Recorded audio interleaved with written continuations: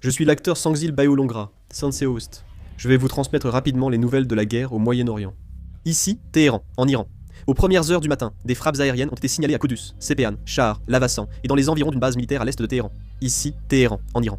Tasnim, l'agence de presse iranienne, a diffusé une vidéo de l'interception d'un drone Hermes israélien au-dessus de Téhéran et d'un missile iranien lancé vers Israël. Le corps des gardiens de la révolution islamique d'Iran affirme que la précision de ces attaques affaiblit l'autorité ennemie. L'Iran a diffusé une vidéo du tir de missiles vers la base américaine d'Al-Udeid au Koweït. Il s'agit de l'Irak. Une attaque non confirmée a endommagé un poste frontière iranien. Bahreïn. Une frappe aérienne iranienne à Manama a fait un mort. Les rues sont couvertes de débris. Erbil, Irak. Un drone kamikaze a visé le siège du Parti de la Liberté du Kurdistan. Israël. Le dôme de fer intercepte des missiles iraniens. Liban. Des vidéos montrent des frappes aériennes israéliennes, notamment sur la région de Hart. 3 B-52 viennent d'arriver à la base de Fairford au Royaume-Uni, laissant penser à une opération de bombardement majeure contre l'Iran. 5 joueuses de l'équipe nationale féminine de football d'Iran ont demandé l'asile en Australie en groupe. Le corps des gardiens de la révolution islamique d'Iran a annoncé qu'ils n'utiliseraient plus de missiles de moins d'1 tonne. Cela signifie-t-il qu'ils utiliseront seulement des missiles de plus d'1 tonne ? L'Iran a affirmé qu'un cessez-le-feu dépend de l'arrêt des attaques. Israël a indiqué chercher à finir la guerre sans renverser le régime iranien.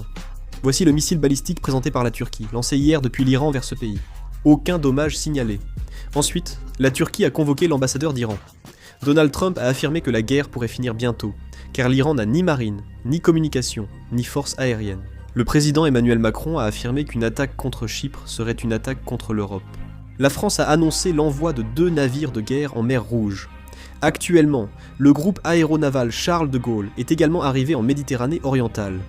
L'Iran menace de bloquer la mer Rouge après le détroit d'Ormuz, et il semble qu'il tente de fermer la mer Rouge en donnant des instructions aux rebelles Houthis.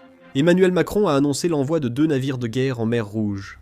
2 soldats émiratis sont morts dans un accident d'hélicoptère lors d'opérations. Le Premier ministre australien a annoncé l'envoi d'un avion de détection E-7A et de 85 militaires pour 4 semaines afin de protéger le Golfe, ainsi que la fourniture, à leur demande, de missiles RR de moyenne portée avancée aux Émirats arabes unis.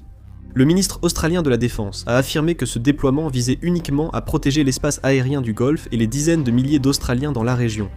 Le président Zelensky a annoncé avoir reçu des demandes d'aide de 11 pays, dont les États-Unis et des pays européens, et que Kiev était prêt à soutenir ceux ayant aidé à protéger la vie et l'indépendance de l'Ukraine. Le président syrien Al-Shara a déclaré qu'en ce qui concerne l'Iran et les pays arabes, l'AIEA a révélé que l'Iran possède toujours un dépôt d'uranium enrichi à Ispahan. À Ispahan, il y aurait environ 200 kg d'uranium enrichi à 60% qui est encore stocké en toute sécurité.